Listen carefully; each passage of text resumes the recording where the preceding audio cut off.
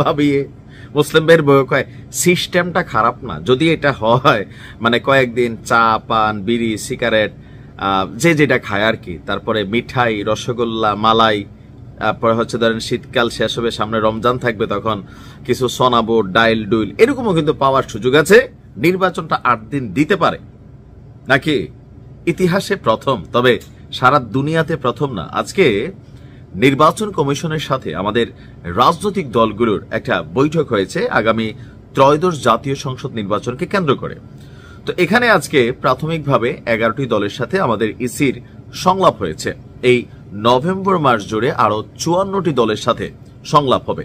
এখন এত রাজনৈতিক দল আসলে কারা সেটাও কথা, যে আমতারেকের মতন এরকম বৈশা টৈশা কান্দা কাইটা অনেকে হয়তো দলের নিবন্ধন নিছেন, বাট বাংলাদেশের রাজনৈতিক দলের নাম আপনি এই যে আমি বলতেছি একটু কমেন্ট করেন তো কয়টা দলের নাম জানেন? হাতে গোনা 5-7টা দল, রাইট? তাও এমন দলগুলো আছে যে ওই নিজেই একটা ক্যারেক্টার, নিজেই একটা দল, আর আশেপাশে ভাড়া কইরা মানুষ আইনা সংবাদ সম্মেলন বা ধরেন কি বলা হয় যে কোনো মানববন্ধন অ্যাক্টিভিটিস গুলো চালানো লাগে। এখন এই প্রস্তাবটা কি যৌক্তিক নাকি অযৌক্তিক? তবে এটা নির্বাচন কমিশন নিজ থেকে এই প্রস্তাবটা দেয়নি, নির্বাচন কমিশনকে প্রস্তাবটা দেওয়া হয়েছে যে টানা 8 দিন যাবৎ ভোট হবে। আপনি কি বাংলাদেশের নাগরিক হিসেবে মনে করছেন যে বাংলাদেশের মতন রাষ্ট্রে এই 8 দিন ভোট করতে গেলে কি পরিমাণ ক্ষয়ক্ষতি হবে? যারা এই প্রস্তাবটা দিচ্ছে তারা কি চিন্তা ভাবনা করছে?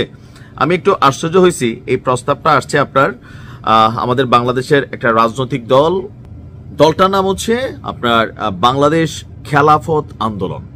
এটা কোন হুজুরদের দল আমি জানি না, তবে লম্বা চূড়া মিলাদ টিলাদ পড়াইয়া মাহফিল টানা কইরা হয়তোবা কিছুটা ফিলিংস চলে আসছে যে এরকম টানা ভোট হইলো, হ্যাঁ কয়েকদিন খাওয়া দাওয়া চলবে।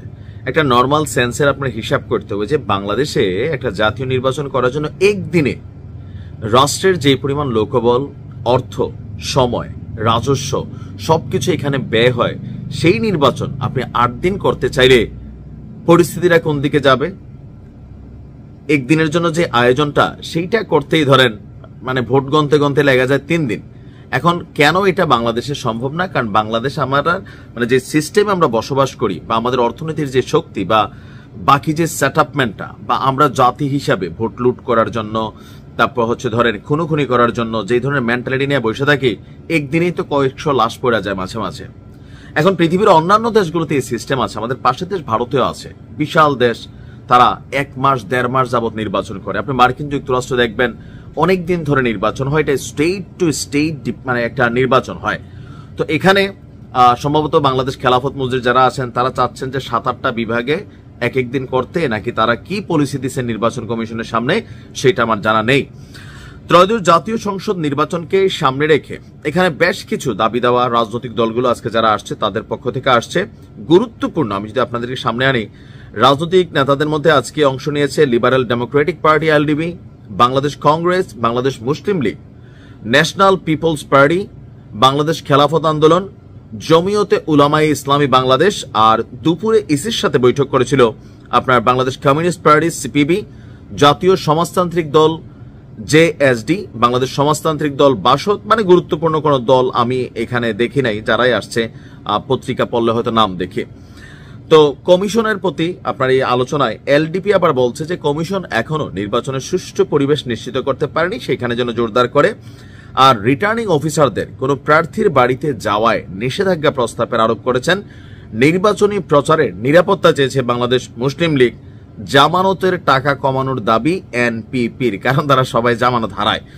বড় দলগুলো প্রভাব বিস্তারের চেষ্টা চালাচ্ছে, দাবি হচ্ছে বাংলাদেশ কংগ্রেসের। নতুন ইতিহাস তৈরির প্রত্যাশা জমিয়তে উলামায়ে ইসলাম বাংলাদেশের।